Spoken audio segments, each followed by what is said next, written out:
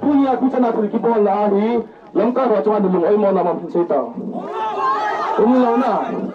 lo le se ngai tin ibol do si lo hingin to achu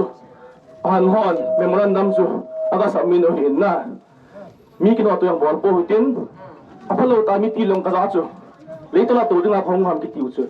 mi lung thum set na ding lung thim palo ki se lu na pa bol po de ka ti chu chi bol te to na lamka ha bo ne ti ham ka ti na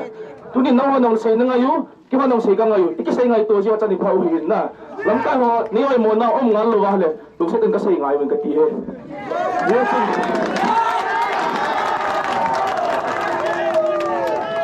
wa bi sinu ka ma le ka tha chi wa he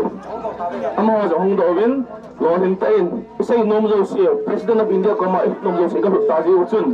to a he ama ho yang sei ne la sei win tin ane ta lo ama report ngayo tin na alut na pa chu chi report an pe zo tin le mi pi lum gam se la iki khen diu he akela ka sei be nom chu peaceful ta ki panwa peaceful ta ki chai na ban zo ma hi ama chang ma la boi na hin se ma boi na to kha ma le cha hi tu ni lam ka han ngo ki pathe lo de ti ong chakan he so we a